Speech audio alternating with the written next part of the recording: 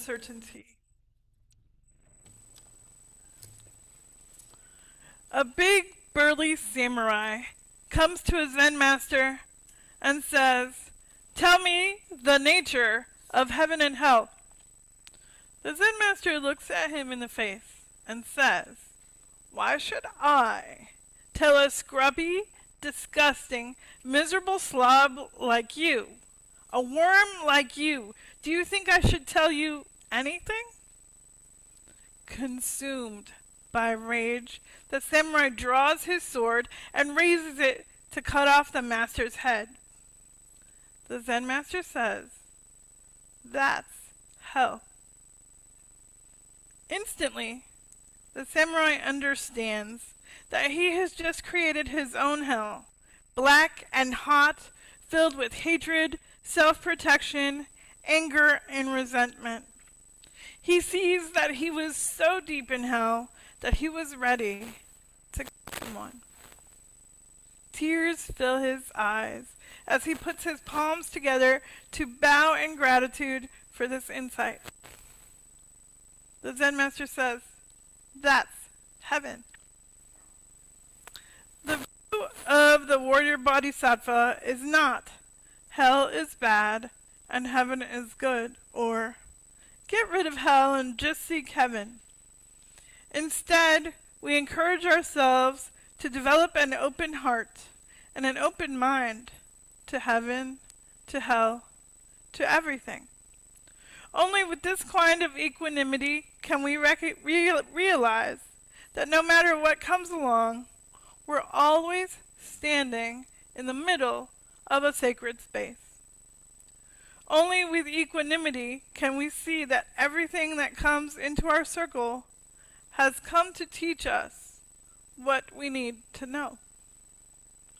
What is equanimity? For the purpose of our exploration, it is a spiritual discipline that allows us to encounter darkness with curiosity for the gifts it holds, and without the judgment that would alienate us from wisdom. Equanimity refers to a profound quality of strength and evenness of mind, undisturbed by emotional upheavals. It is characterized by a quality of not picking and choosing, but rather being content with what presents itself. Equanimity emerges as a byproduct of mindfulness practice, and especially from the awareness and insight that mindfulness brings, which allows us to see our habitual thought processes and undercut them. In some winter stories, an old Inuit teaching story carried through the Arctic oral tradition, and to be fair, many other traditions as well, such as African, because it's common human wisdom, the people did not always know that there were stars. In the earliest days of that telling, the sun shone all the time. There was no real night, no true dark. The world stayed sun bright and fire bright and work bright without rest. People could see everything, but they could not sleep. They could not fully heal. The sick lingered without recovering. The weary could not truly rest. The sky never closed its eyes. And over time, do you know what happened?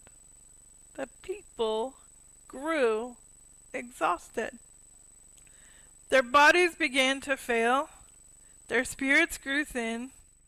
They had light, but no mercy and no shade for their pain. So in the story, the people prayed for relief. And one season, the darkness came. Long, deep, unavoidable. At first, imagine, they were afraid. They thought the world was ending. They stumbled. They wept. They did not know how to move without constant light. But then slowly, eyes adjusting, breath settling, they looked up. And for the first time, they saw stars. They were astonished. They thought the stars were new. They thought the darkness had created them. But the elders taught them the stars had been there all along. It was the darkness that made them visible.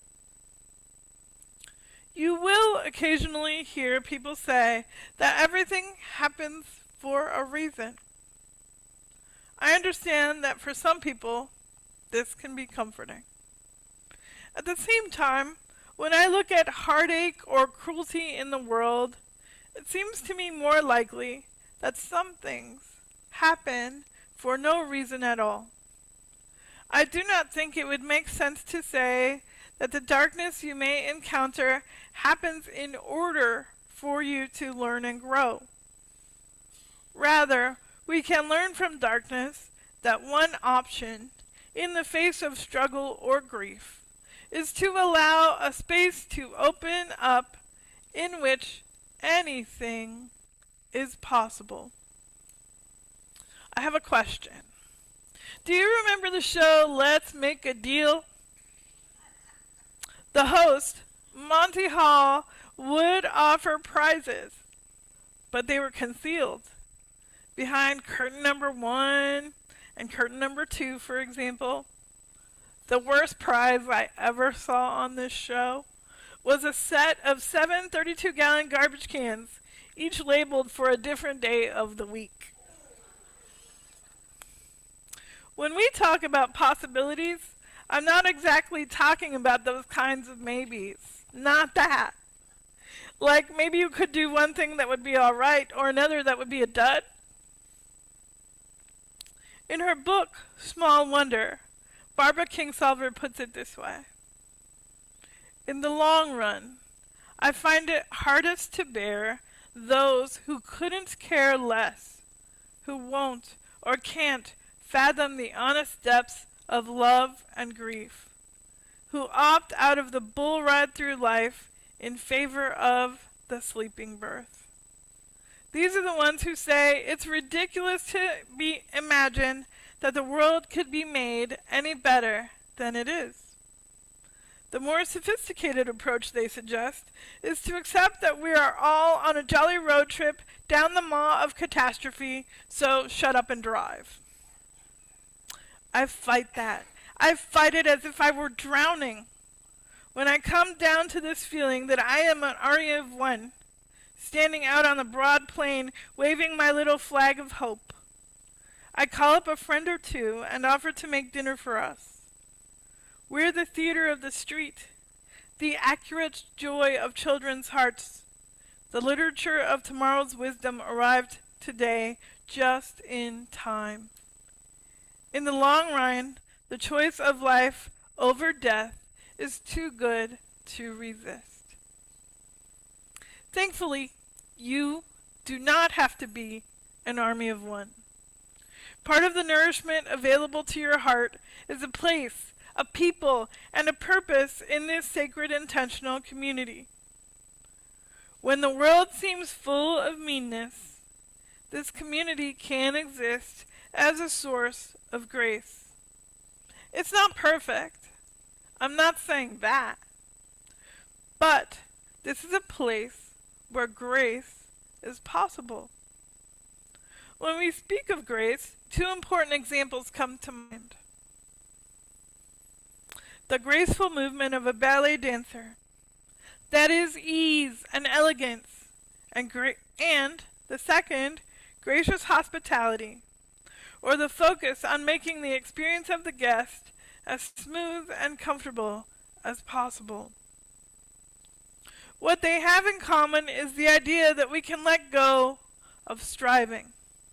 In its place, we can practice as a group, creating the kind of atmosphere in which people experience generous compassion and ease, along with the smooth beauty of moving together.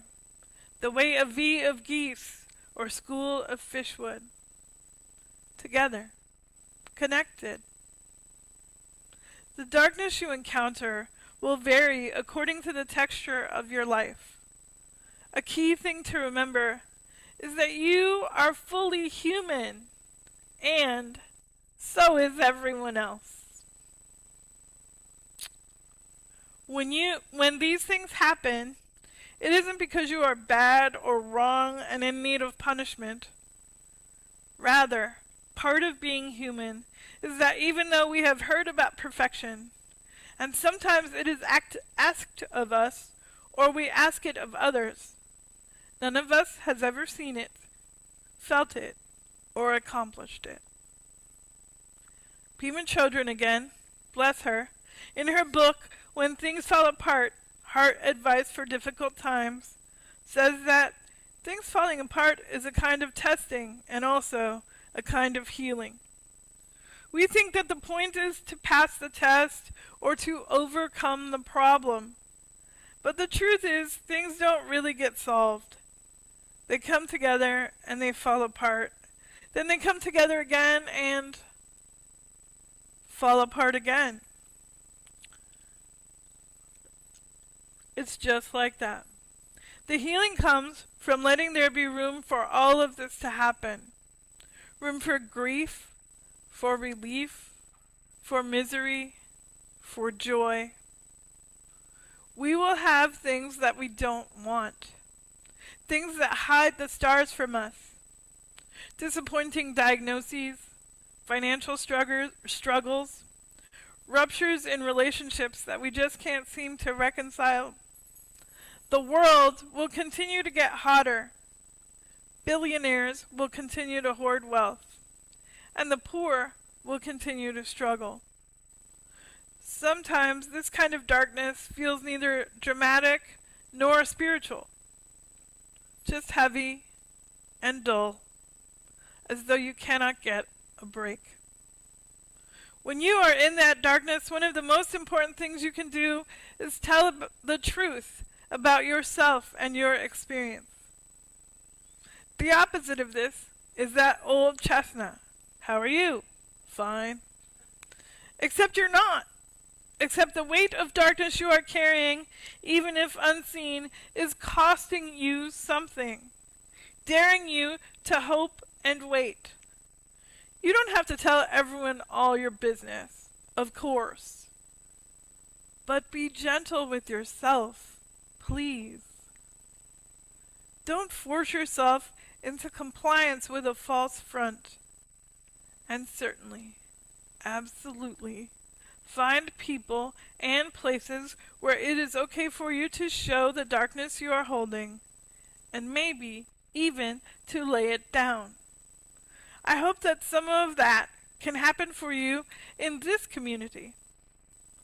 Starhawk, the neo-pagan feminist leader, teaches us that community means strength, with these words: we are all longing to go home, to some place we have never been, a place half remembered and half envisioned, we can only catch glimpses of from time to time. Community. Somewhere there are people to whom we can speak with passion without having the words catch in our throats. Somewhere a circle of hands will open to receive us. Eyes will light up as we enter. Voices will celebrate with us whenever we come into our own power. Community means strength.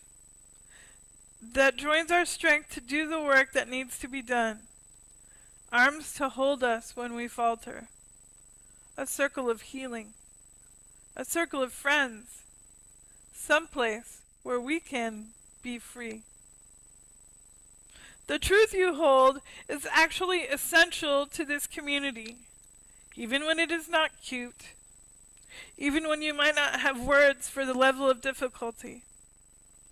We return to the idea that equanimity may be possible, encountering reality as it is, not with a cheerfulness that may be forced, but with clarity about the realities that we encounter, both about our circumstances and ourselves, our capacity, our feelings, our wishes, our intentions.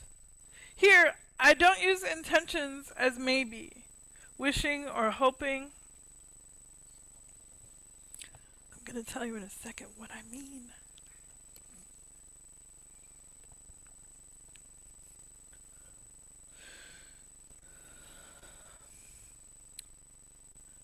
Not as wishing or hoping, but as the inner alignment of heart, mind, and purpose. Careful moral focus. The reality of what your heart, mind, and purpose are telling you can help lead you forward in the direction that is right for you. You might have heard me say before, and I am glad to repeat it now, that it doesn't have to be perfect to be awesome. I wish that in some of the darkness I have experienced in my life, someone had said to me, "You don't have to do this the way you think everyone else does it. You just have to do it." Let's talk about bats for a second. I know you might not like them, but a single brown bat can eat between 600 to 1,000 mosquitoes in 1 hour, cutting down on transmission of disease. But what else? Bats do not see in the dark. They hear. By emitting a high-pitched noise from their mouth or their nose, depending on the species, the sound bounces off of objects around them, and the information comes back to them as a map of the object. Let's see. The object can even be as thin as a human hair. The bat moves through the dark in its own way. You are similarly shaped and equipped to do what you must, even in the darkness. At the same time, one of the crucial invitations of this exploration is to allow yourself to be loved in community, even in the difficult times. James Baldwin, the black poet, novelist, and civil rights activist, puts it this way: "I think that the inability to love is the central problem, because that inability masks a certain terror, and that terror is the terror of being touched. And if you can't be touched, you can't be changed. And if you can't be changed, you can't be alive." So here we are, still living inside that ancient story. We are a people who know both the brightness and the burn of constant light. A people taught to keep going, to stay visible, to prove our worth through motion and output and certainty. A people who are often weary in ways we barely know how to name. And still, the darkness comes. Not as punishment, not as failure, but as rhythm, as mercy, as holy pause. And when it does, we remember what the elders taught. The stars were not created by the darkness. They were already there, waiting. You too carry stars that were not born of your hardest seasons, but revealed by them. Strength you didn't know you had until you had no choice but to rest into it. Tenderness you thought you had lost, flickering back to life in the presence of someone safe. Wisdom that did not arrive with answers, but with the courage to stay. And we were never meant to search for these stars alone. Because one of the great lies of our culture is that we are supposed to shine by ourselves, self-made, self-sufficient, solitary lights against the dark. But the sky doesn't work that way. The stars are seen together. They make meaning in relationship. They guide by pattern, not isolation. So I invite you As we leave this place today, trust the quiet light within you. Trust the slow wisdom that only appears when you stop striving for brightness. And trust the community that helps you see what you cannot always see on your own. When your sky feels too dark to navigate, let us be stars for one another. Let us be the ones who say, you are not lost. You are not alone. You are still shining.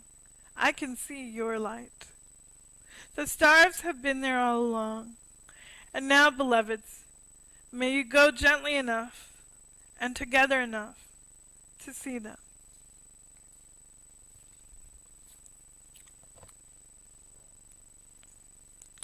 Will you look in your order of service with me? There are two